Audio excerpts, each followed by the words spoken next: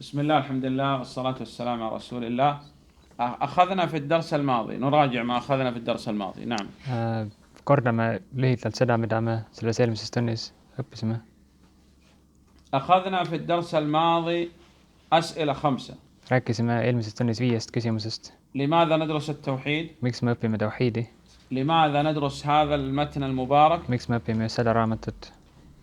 ما هي الأصول الثلاثة باختصار؟ قلنا هي أسئلة القبر. Mis on 3 põhialust lühidalt? Ütlesime, et need on need küsimused, mida hauas küsitakse. ثم قلنا ما هي الفائدة Mis on selle kasu من الدراسة؟ selle õppimisest?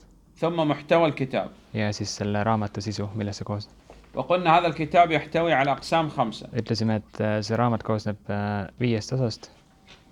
المسائل الأربع 4 teemat, والمسائل الثلاثة 3 teemat. ولماذا ندرس التوحيد؟ Miks me õpime tauhiidi? شرح الأصول الثلاثة 3 põhialuse seletus والخاتم. ja kokkuvõte. الآن نبدأ بالقسم الأول. Nüüd alustame selle esimese osaga. ما هو القسم الأول في هذا الكتاب؟ هو المسائل الأربع. نعم. 4 teemat. نعم. ما هي المسائل الأربع؟ Mis on need 4 teemat? المسائل الأربع هذه العلم أولا، لابد نتعلم أولا. Kõigepealt esimene asi on teadmine. ثم إذا تعلمنا نعمل. Siis järgmine on tegutsemine.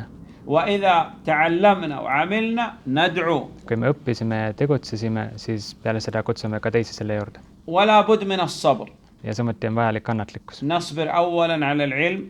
Oleme kannatlikud teadmiste suhtes. ثم نصبر على العمل. Oleme kannatlikud tegutsemise suhtes. ثم نصبر على الدعوة. Ja oleme kannatlikud teiste inimeste selle juurde kutsumise suhtes. صنعنا هذا في الدنيا بإذن الله أجبنا عن أسئلة القبر. Kui me selle järgi elame selles maises elus, siis Jumala tahtel me vastame nendele hauaküsimustele. هذه المسائل الأربع الدليل عليها سورة من القرآن جمعت هذه المسائل الأربع تسمى سورة العصر. نعم. Need 4 küsimust või need 4 asja, need võtab kokku Koraani suurat al-Ikhlas. نعم. سورة العصر. Suurat al-Asr, vabandust. نعم. إذن الدرس هذا الدرس في مسائل 4.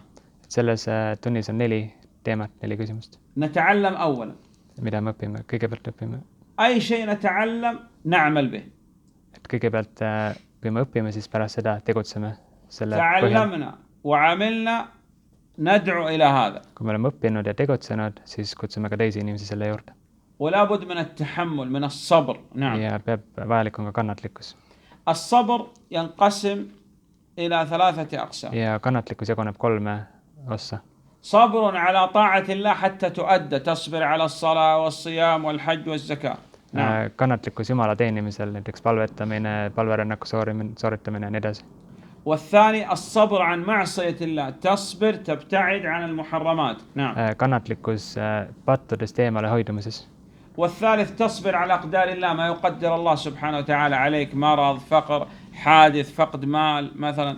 Kannatlikkus selle suhtes, mis on Jumal sulle ette määranud, on see haigus või vara kaotamine, õnnetus, nii edasi. نعم. هذه أقسام الصبر الثلاثة. Need on 3 kannatlikkuse osa. نعم. والله أعلم وصلى الله على نبينا محمد وآله وصحبه وسلم.